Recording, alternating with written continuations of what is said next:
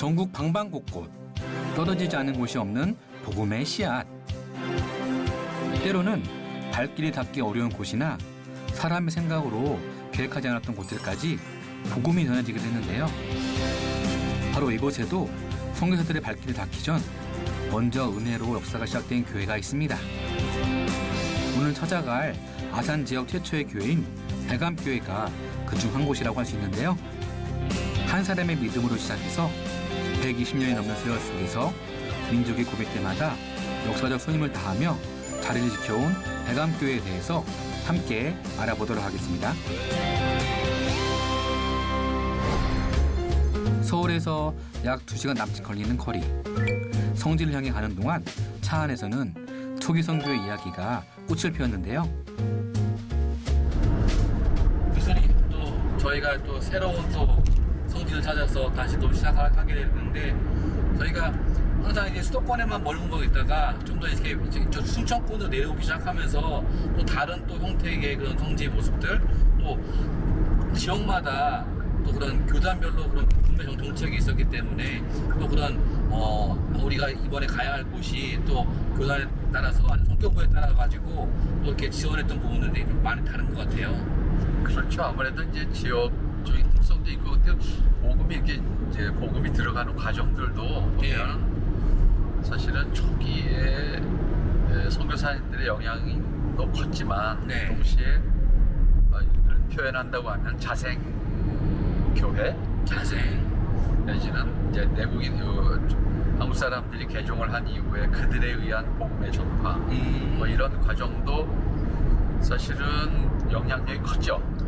왜냐하면 역시 뭐 선교사님들은 인원수가 일단 제한돼 있으니까 여러분들이 뭐 물론 활동 엄청 하셨죠. 사실 지금 생각해봐도 그 시대에 여기를 어떻게 왔다 갔을까라고 할 만큼의 외진 곳인데 이미 선교사들의 발자취가 남아 있거든요. 이제 그런 경우들이 있는데 그렇지만 동시에 일부 또 다른 지역에서는 우리 한국 사람들이 개종을 한 다음에 그들에 의해서 복음이 또 전파되는 과정들이 많아요. 참 의미 있고 어떻게 보면 되게 그 올바른 어떤 선교의 그런 방법 중 하나가 그렇게 그 자국인들에 의해서 전도가 되어지고 교회가 세워지는 게 또 오래 갈 수 있고 또 지속적으로 가능한 거잖아요, 사실. 그렇죠. 그것이 어떻게 보면 파급력이 더 크고 또 스스로 복음을 전해서 이제 교회를 세워가는 과정이었기 때문에 또 어떤 어려움은 당연히 있었죠. 당연히 있었지만 그런 일들을 극복해 나아가는 것이 어떻게 보면 교회가 더 튼튼하게 세워지는 과정일 수도 있고 그리고 또 그런 것들을 세워가는 과정에서 선교사들의 어떤 그 노고라고 할지 이런 것들에 대한 더 생각하게 될 수 있는 그런 교회가 됐고 그렇다고 할 수 있겠죠. 오늘도 저희가 이제 아산을 향해서 이제 로또를 타고 저희는 선교사님들보다 좀 더 편하게, 그다음에 좀 더 빠르게 한번 내려가 보도록 하겠습니다. 오늘의 목적지가 있는 아산으로 향하는 길. 그 전에 먼저 들린 곳이 있었는데요. 저희가 아침에 너무 빨리 출발해가지고 불퍽 출출해가지고 이제 아산 가기 전에 국밥 한 국 먹으러 출발하도록 하겠습니다. 어디가? 정가 아래 보이는 밑반찬들. 정말 기대가 됩니다. 오늘의 메뉴는 뜨끈한 국밥 한 그릇. 먼저 콩나물을 소스에 묻혀 먹어보았는데요. 그 아삭거리는 식감이 너무 좋았습니다. 그리고 이어진 뜨끈한 국물 한 모금. 정말 속이 편안했습니다. 국물 맛이 기가 막힌데요.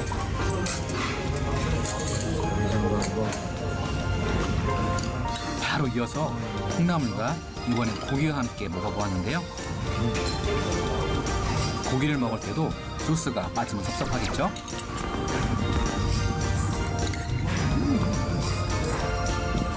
콩나물과 고기가 어우러진 환상의 조합. 정말 입안 가득 행복했습니다. 우리나라가 먹을 때 너무 많은 것 같아요.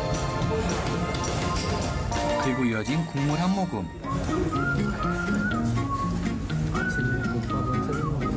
국밥에 밥을 빼놓을 수 없겠죠? 밥도 말아 먹어보았는데요.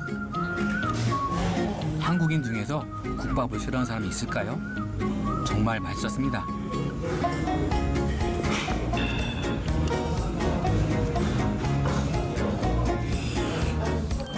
호호 불며 먹는 국밥의 맛은 정말 아침에는 최고였습니다. 김치가 빠지면 서운하겠죠? 국밥에다가 김치를 얹어서 먹어보았는데요. 상상했던 맛 그 이상의 기가 막힌 맛이었고 코가 뚫리는 맛이었습니다. 숟가락을 멈출 수 없는 마성의 맛, 국밥 한 그릇. 멈출 수 없는 숟가락질. 정말 맛있게 먹었습니다.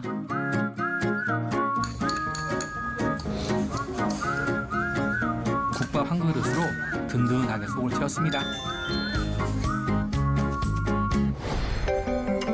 든든하게 배를 채우고 찾아온 이곳. 어느덧 형형색색의 가을이 물든 자리에 오늘의 성지가 중심을 지키고 있었는데요.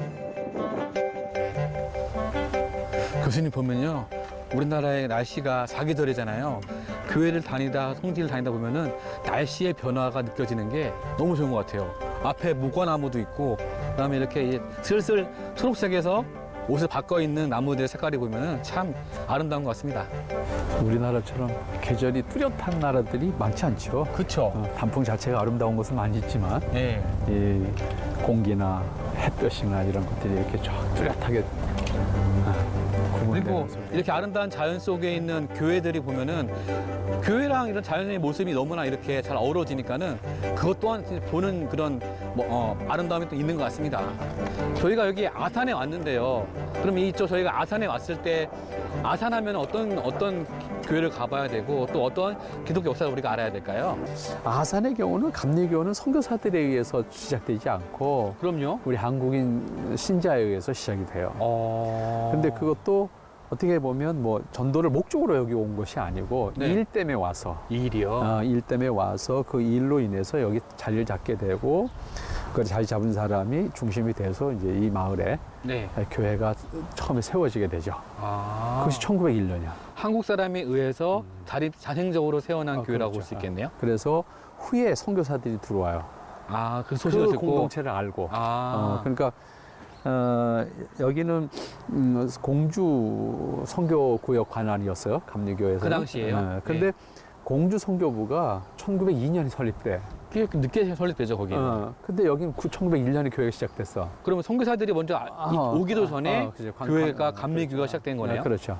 그러니까 충청도 선교부가 공주 선교부가 만들어지기 전에 이미 여기는 공동체가 있었다 이렇게 볼 수 와, 있겠죠. 역사가 더 깊네요. 그렇죠. 그러니까 근데 그 중심에는 이제 인천의 내리교회라고 하는 있죠. 교회가 역사가 이제 있고. 감리교회에서는 어쨌든 모 교회라고 또 이렇게 표현하는 그런 교회인데 서해안 지역에서는 내리교회의 역할이 가장 컸어요. 아무래도 중심이었고 그 당시에는 그리고 내리교회가 이제 그 존스 선교사가 특별히 이제 파송된 이후에 존스 선교사가 내리 구역을 담당하게 되면서부터 이제 저 북쪽으로는 이제 해주서부터 시작을 해서 이 남양반도 화성까지의 또 내륙 쪽으로 뭐 원주까지도 영향을 미치니까요. 그런 영향을 미치는데 요 아산 지역에는 존스 선교사가 여기를 온 것이 아니라 내리교회 신자가 내리교회 성도가 그렇죠. 내리교회 성도가 여기에 일하러 오게 돼. 그분에 의해서 이 마을에 이제 공동체가 이제 만들어지게 돼요. 와, 참 귀하네요. 그분이 이제 이 마을에 이제 땅을 많이 가지고 있는 지주의 그 땅을 관리해 주는 사람으로 와요. 네. 그때 당시에 이 역할을 마름이라고 했어. 마름. 마름. 그러니까 마름을 하러 온다 이렇게 표현을 하는데, 그러니까 어떻게 보면 땅을 많이 가지고 있는 사람의 땅을 관리하고, 땅을 관리한다는 말은 소작을 이제 나눠주는 거죠. 아, 중간에서요? 소작을 나눠주고, 그 다음에 그 소작에 이제 가을에 농사를 지면 이제 몇 대 몇으로 이제 나눈다. 이제 이런 다 계약을 하고, 그걸 걷어들여서 지주한테 이렇게 이제 어떻게 보면 약간 지금의 에이전트 같은 개념이네요. 그렇죠. 그런 역할을 하는 사람으로 여기를 오게 돼요.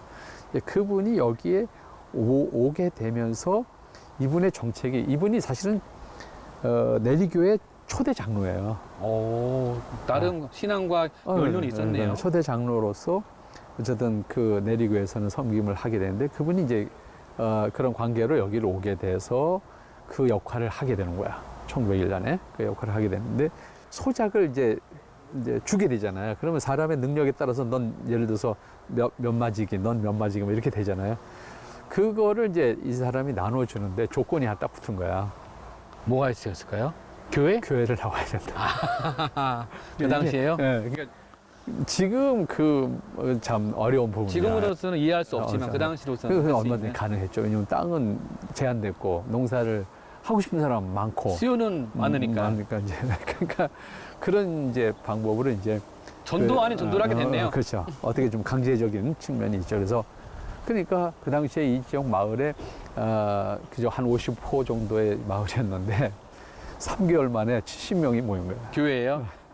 뭐 어쨌든 이런 이유가 됐든 저런 이유가 됐든 교회 모였네요, 일단. 그렇게 해서 사실은 이 모임이 시작이 됐어요. 1901년 최봉연에 의해 시작된 백암교회. 그는 마름이라는 자신의 위치를 이용해 복음화와 전도에 심혈을 기울였는데요. 땅의 소출과 상관없이 얼마나 교회에 열심히 가를 보며 땅을 내준 그의 지혜 덕분이었을까요? 선교사들의 발길이 이곳에 닿기도 전에 백암교회는 해를 거듭하며 지역에서 더 굳건히 뿌리를 내릴 수 있었는데요. 그래서 이제 그분이 여기 와서 그런 이제 마름을 보면서 마을 사람들을 이제 어떻게 반강제적으로 이제 교회를 장로님이. 장로님. 그분이 이제 최봉현 장로님이라고 하는 분인데 이제 그분이 사실은 여기 와서 그렇게 하면서 이제 사람들 전도를 했죠. 전도를 해서 이제 그분이 이제 어떻게 보면 교회를 자생적으로 이제 세워나간 거죠. 그러니까 교회 입장에서 보면은 이분이 사실상의 목회자와 다름이 없는 거잖아요. 그렇죠. 그렇게 일을 보시면서 이 교회를 이끌어 오셨죠. 오시는 과정 속에 이제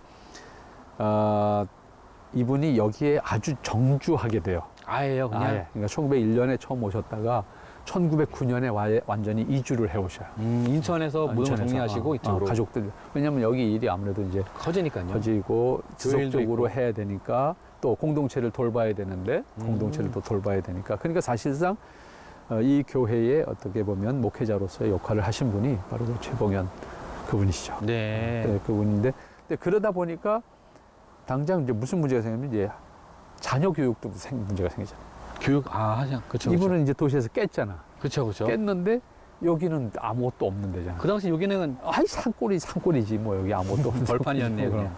그러니까 아무것도 없는 상태에서 자녀들 교육도 있어야 되니까 이분이 당장 학교를 하는 거예요. 학교까지 하신 여기 거예요? 여기 학교를 했지. 그게 영신학교라고 하는 영신학교. 보통 학교 과정이지만은 네. 영신학교라고 하는 학교를 하게 되죠. 그러니까 자기 아들, 그러니까 그 양반 아들들이 그 학교에서 공부를 한다고 공부를 하고 이제 도시로 나가서 공부를 다시 해요. 그분들 아들들이 그러니까 우리나라 이제 그 교육부장을 6대 교육부장도 하고 3대 보건부 장관도 하고 그래요? 그런 역할을 하시는 이제 아들들이 그 최봉현 장로님의 그 아들이 자손들이요? 그럼 그 영신학교 출신이야 쉽게 표현하면. 근데 그럼 지금 그 영신학교가 지금은 좀 이렇게 있을까요? 없지. 다 이렇게. 없어요. 그게 이제 사실은 그 역사에 대해서는 지금 우리가 몰라요. 근데 근데 그 학교가 존재했다는 건 분명한 사실이에요. 왜냐하면 그거는 사해리 씨, 공주에 있는 사해리 씨 예. 그 선교사가 이제 1910년에 테일러 선교사가 이제 여기 공동체를 찾아와서 그러니까 1910년에 감리교 그 연회에 이제 보고를 하죠. 이런 게 있다. 여기가 그 당시엔 구미동이라고 하는 구미동 교회라는 이름으로 있었는데 구미동 교회 존재에 대해서 이제 보고를 함으로써 이제 실제로 감리교 역사에 이제 등재가 되는데 이 공동체의 출발은 그 최봉현 장로님으로부터 시작을 해서 이제 그런 역사가 이미 있다. 10년 전에 이제 시작을 해서 학교가 이렇게 존재하고 그러니까 그때 사해리 씨 선교사가 여기를 찾아온다고. 찾아와서 이 마을에 살던 김복희라고 하는 여자아이가 그 학교에 다녔고 예. 그 아이를 주목해서 봤죠. 그 사해리 선교사님이 그러면 혹시 그 아이를 이렇게 그렇죠. 수양딸이든 어떤 수영 딸은 아니고 공부를 시키죠. 아, 영특하니까. 똑똑하니까. 영특하니까 이 아이는 여기 영신학교를 졸업한 이후에 이 사이리시 선교사의 그 학비 그때는 기숙학교잖아요. 그렇죠. 기숙학교로 보내야 되는데 공주에 있는 영양. 그냥 몸만 가면 되는 게 아니잖아. 그렇죠. 자기가 입고 자고 쓰던 하는 거는. 모든 침구 이런 걸 다 가지고 가야 되는 거야. 아, 개인 짐을요? 그걸 사이리시 선교사가 다 해준다고. 이 김복희라고 하는 그 소녀를 사이리시 선교사가 기르는 거야. 진짜 그걸. 1915년도 그때도 유관순을 또 픽업을 해가지고 기르고 공부시켰던 것처럼 또 제2의 또 유관순처럼 김복희라는 분을. 제2가 나이로 따지면 김복희가 우애야. 아, 나이가 더 오고요? 김복희 졸업할 때 1학년이었으니까 유관순이.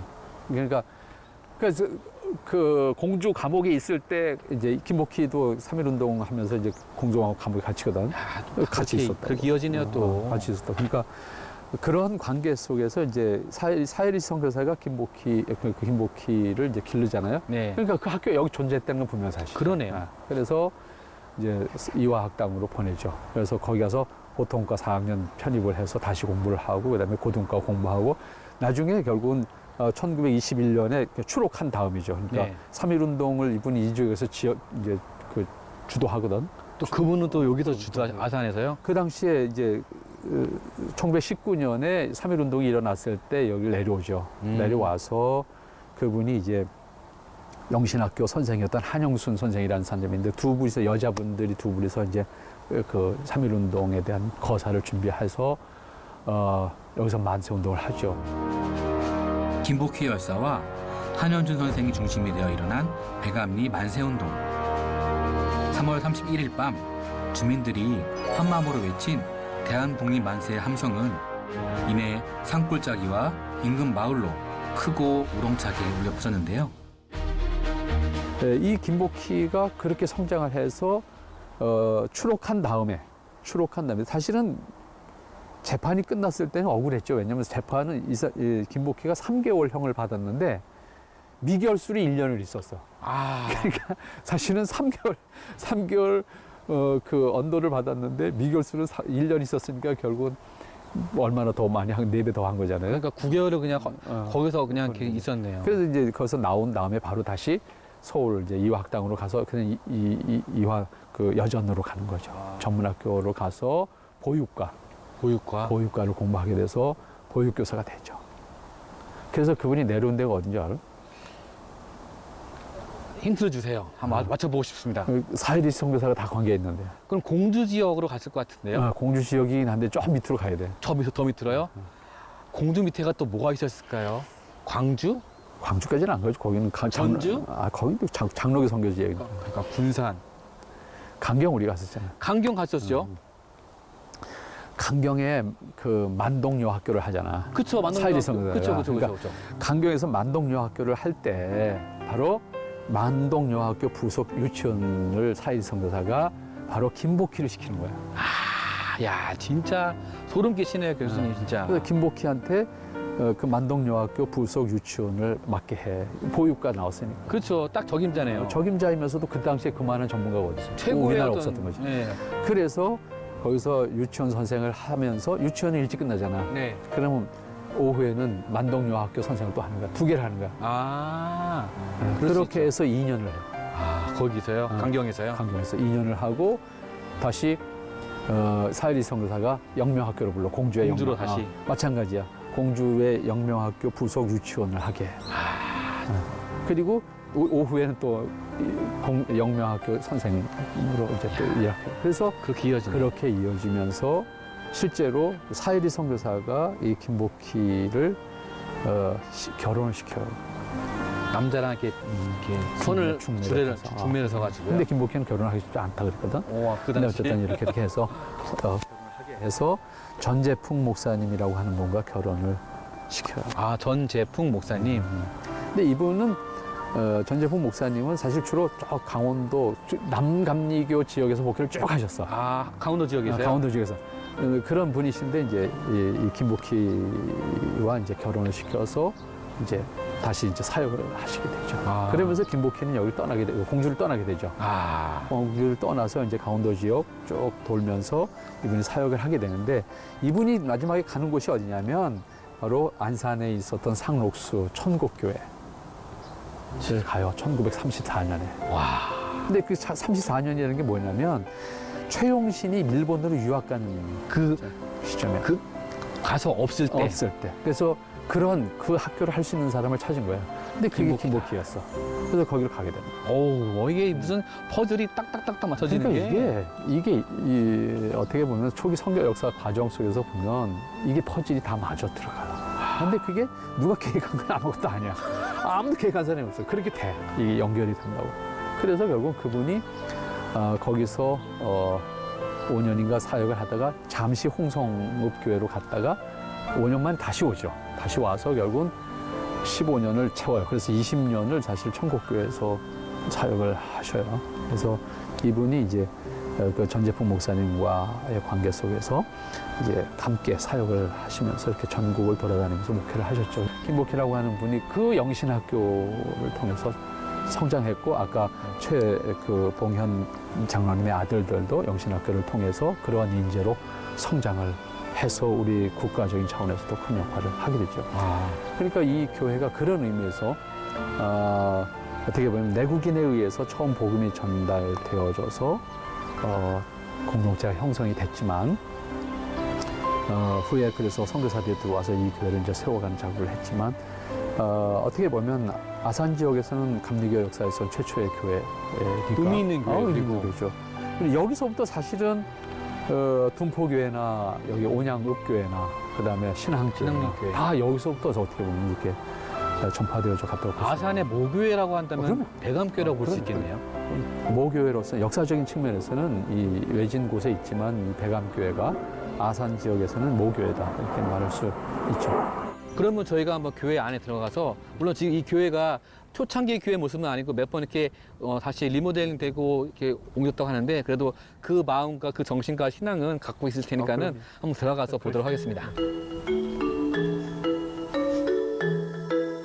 120년이라는 세월 속에 민족의 순환을 지나온 만큼 배감교회 역시 많은 고초를 겪으며 교회가 철거되고 전소되는 등의 어려움이 있었다고 하는데요.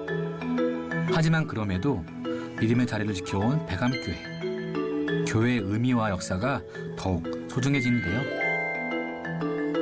사실 배감교회 하게 되면은 저희가 아산을 알 수 있지만은 배감이라는 말은 잘 저희가 모를 수 있잖아요. 근데 그 배감교회라는 저희가 잘 모르고 어떻게 보면 잊혀질 수밖에 없는 그런 교회이지만은 이 교회를 통해서 아산 지역과 또 우리나라의 3.1운동 역사에 있어서 굉장히 중요하고 또 그런 해방과 또 우리나라 경제 성장을 이뤄가면서 그 자리자리에는 이 교회 출신의 이 교회 학교 출신의 그런 사람들이 역할을 했다는 거에 대해서는 우리가 분명히 알고 기억해야 될 것 같아요. 그럼요.